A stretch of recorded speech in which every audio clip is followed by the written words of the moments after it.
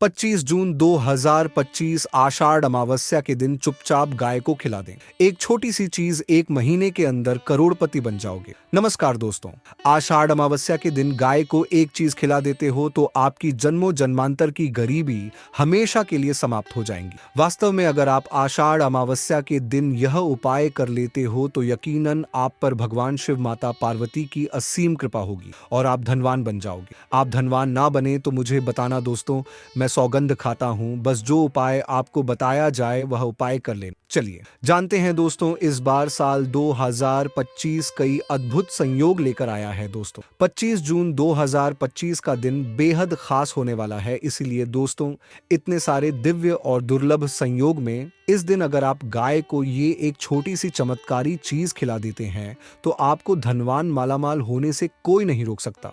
और अगर आप पर किसी भी प्रकार का कोई भी दोष है, संकट है, वह भी इस उपाय से दूर हो जाएगा। इसलिए दोस्तों, वीडियो को आखिर तक जरूर देखें। और दोस्तों, अगर आप भी अपने जीवन में महादेव की कृपा पाना चाहते हैं और सूर्य देव का आशीर्वाद पाना चाहते हैं तो वीडियो को लाइक करके कमेंट में हर हर महादेव लिखना ना भूल। और अगर आपने अभी तक चैनल को सब्सक्राइब नहीं किया है तो चैनल को जरूर सब्सक्राइब कर ले दोस्तों।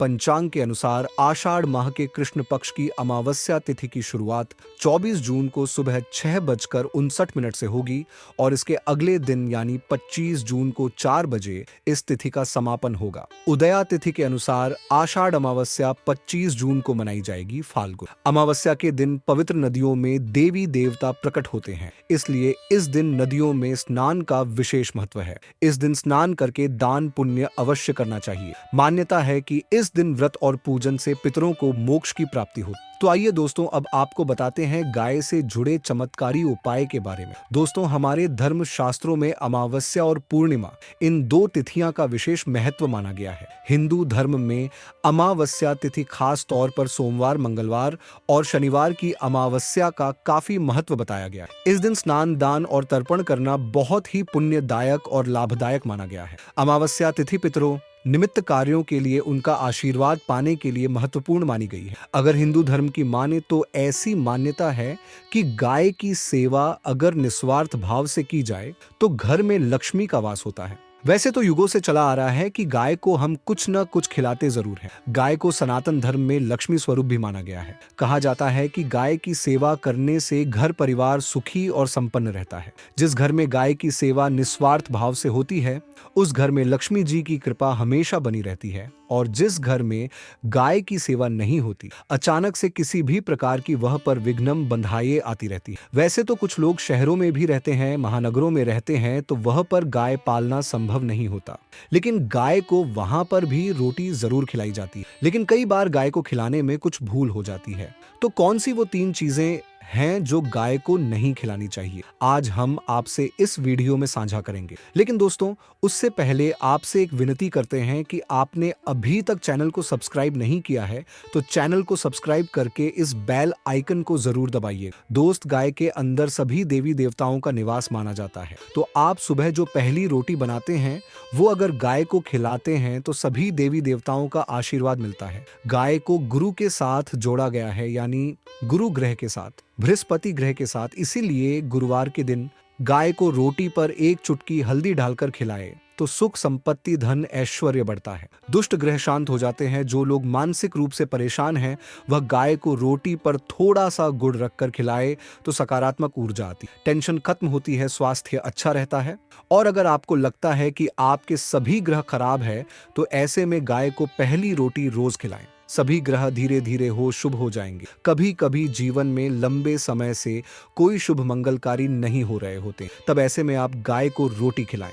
गाय के मस्तक को छूकर अपनी मन्नत कहे प्रणाम करें। पैर छुए तो आपकी मन्नत जरूर पूरी होगी। तो यह था गाय को आप क्या खिलाए उसके बारे में। लेकिन गाय को क्या नहीं खिलाना चाहिए, अब हम वो भी जान लेते हैं दोस्तों।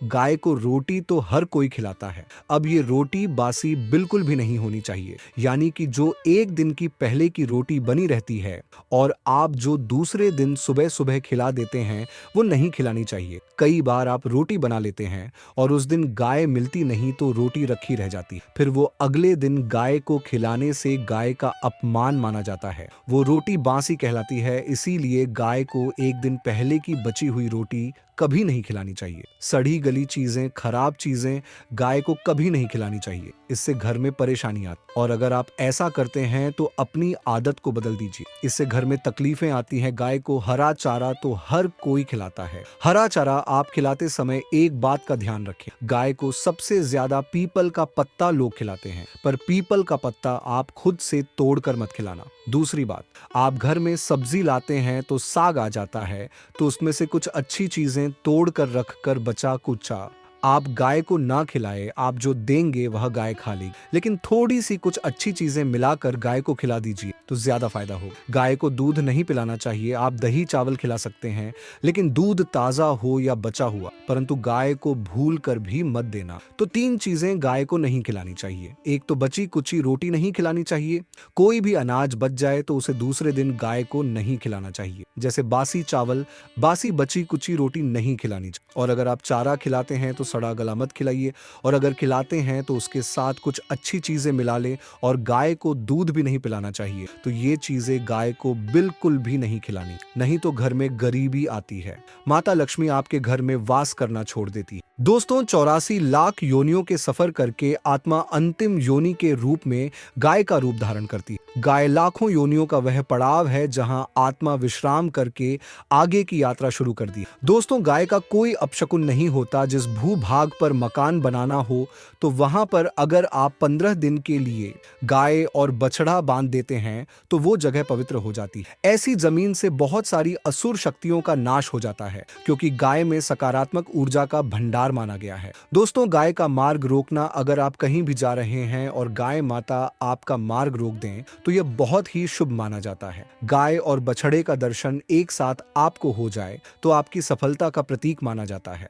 अगर आपके घर के आसपास गाय घूमती रहती है तो इसका मतलब है कि आपके घर से काफी सारे संकट अपने आप ही दूर होने वाले हैं और सुख समृद्धि पूर्वक जीवन आपको मिलता है। गाय के समीप अगर आप जाते हैं तो कई संक्रामक रोग, कफ, सर्दी, खांसी, जुकाम आदि आश्चर्यजनक रूप से अपने आप ही बिना दवाइयों के ही नाश हो जाती है। अगर आपको गाय अचानक से पूंछ मार देती है तो यह बहुत ही शुभ संकेत माना जाता है और काली चितकबरी गाय का ऐसा करना और भी ज्यादा शुभ माना गया है। पंचगव्य जो होते हैं वह कई रोगों में लाभदायक है। पंचगव्य क्या होते हैं? गाय के दूध, दही, घी, मूत्र और गोबर। इन सभी को शरीर की रोग निरोधक क्षमता को बढ़ाकर रोगों को दूर करने वाला माना गया। ऐसा कोई रोग नहीं है जिसका इलाज पंचगव्य से नहीं किया जा सकता। दोस्तों, आज के समय में लोग गाय माता की पूजा करने के बजाय, उनका सही उपयोग करने के बजाय उनको काट कर, मार कर खाना ज्यादा पसंद करते हैं। शायद यह सुनकर आपको बुरा तो जरूर लगेगा, पर यह सच है। और गाय को रोटी देने से न केवल सुख समृद्धि की प्राप्ति होती है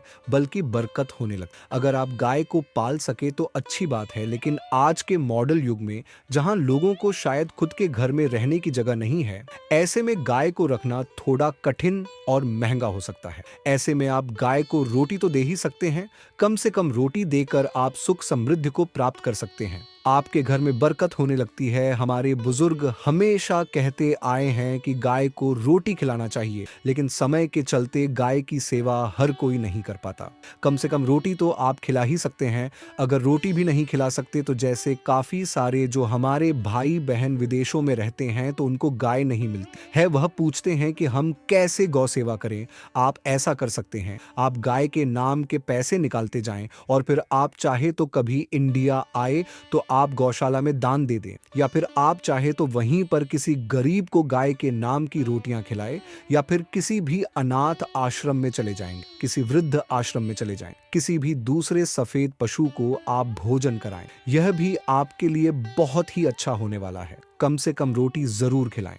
दोस्तों, हमारे देश में कई जगह देखा गया है और कई लोगों का प्रश्न आता है कि हम झूठी रोटी गाय को देते हैं, क्या यह सही है या गलत है?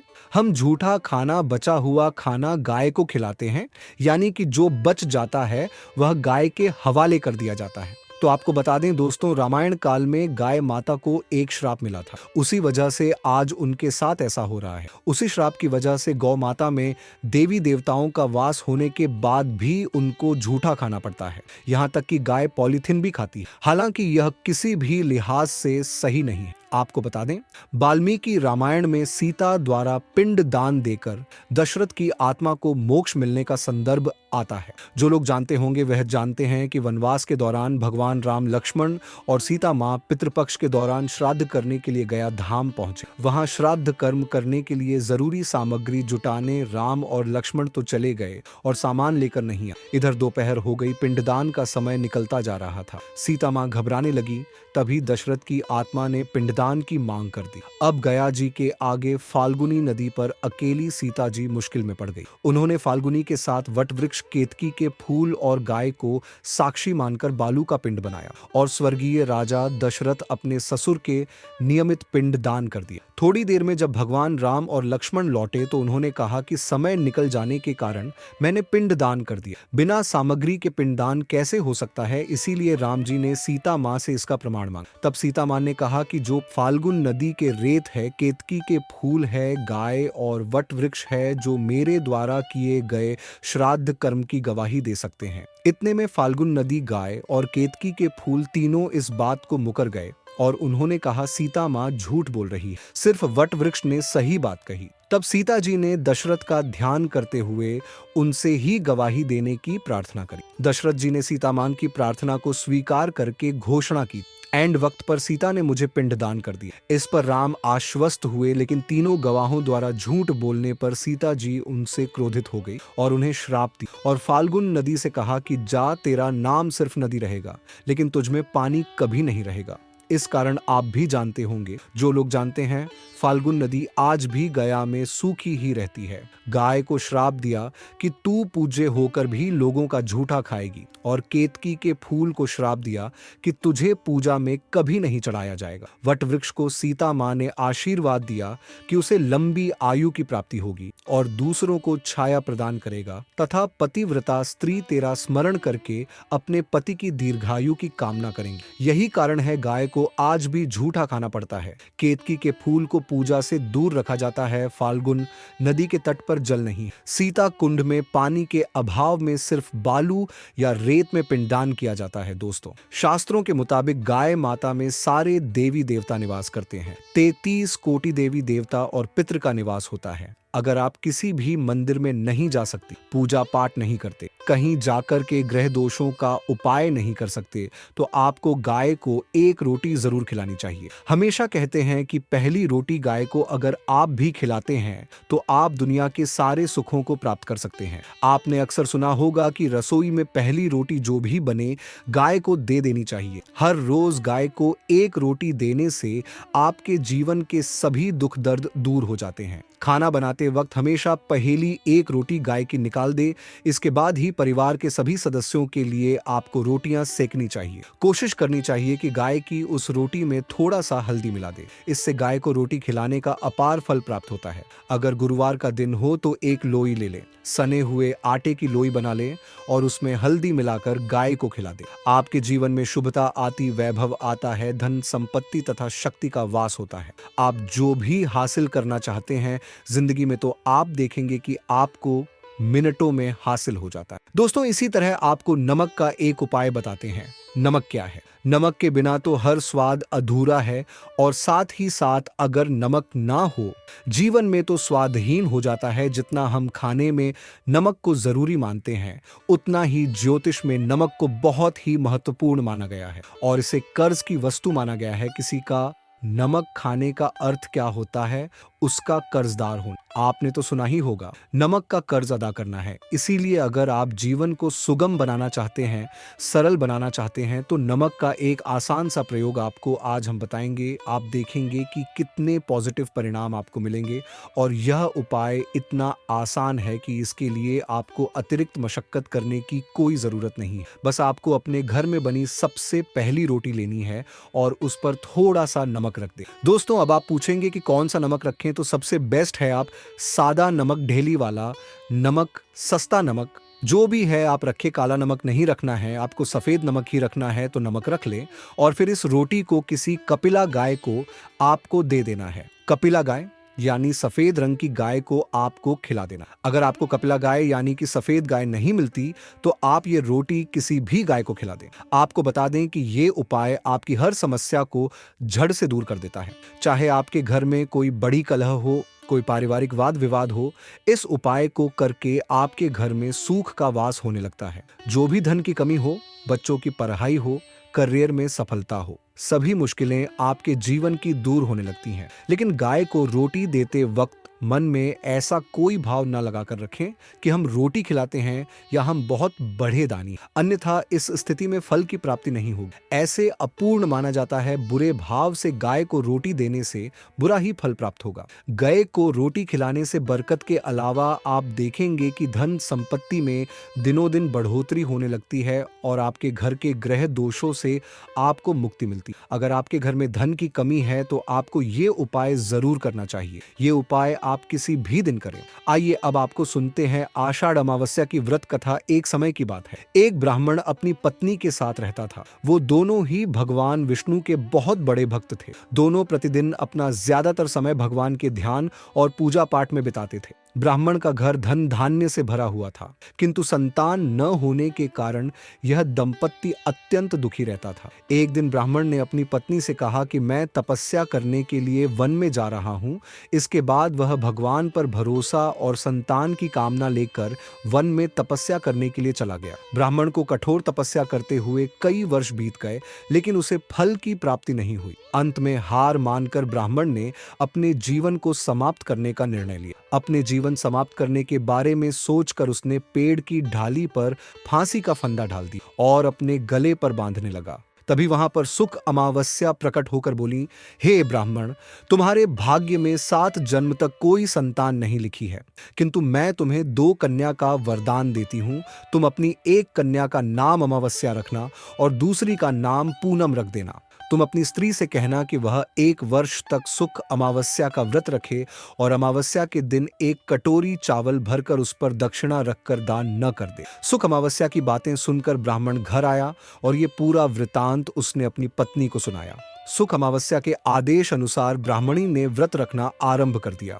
कुछ दिनों बाद ब्राह्मण के घर 2 कन्याओं ने जन्म लिया, जिसमें से एक कन्या का नाम अमावस्या और दूसरी का नाम पूनम रखा गया।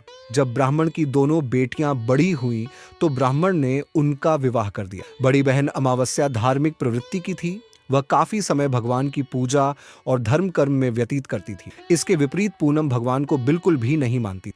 बड़ी बहन अमावस्या के घर में सुख समृद्धि का भंडार था, पर छोटी बहन के घर में दरिद्रता छाई थी। जब बड़ी बहन अमावस्या को अपनी छोटी बहन पूनम के बारे में पता चला कि वो बहुत दुखी है, तब अमावस्या अपनी बहन के लिए ढेर सारा सामान लेकर उससे मिलने। छोटी बहन के घर पहुंचकर अमावस्या ने उसे 1 वर्ष तक सुख अमावस्या का व्रत करने की सलाह दी। साथ ही अमावस्या ने व्रत को विधि पूर्वक करने के बारे में पूनम को बताते हुए ये भी कहा कि तुम 1 वर्ष तक सुख अमावस्या का व्रत करना और 1 कटोरे में चावल भरकर उसे दान कर देना। ऐसा करने से तुम्हारे सभी कष्ट दूर हो जाएंगे और घर में सुख समृद्धि आएगी। पूनम ने अपनी बहन की बात को मानते हुए बिल्कुल ऐसा ही किया, जिसके बाद 1 साल के भीतर पूनम का घर धन धान्य से भर गया और उसके घर एक बेटे ने जन्म लिया। इस प्रकार जो भी विधि पूर्वक सुख अमावस्या का व्रत करता है, उसके घर में सुख समृद्धि आती। दोस्तों, वीडियो अच्छी लगी हो, वीडियो को लाइक करें,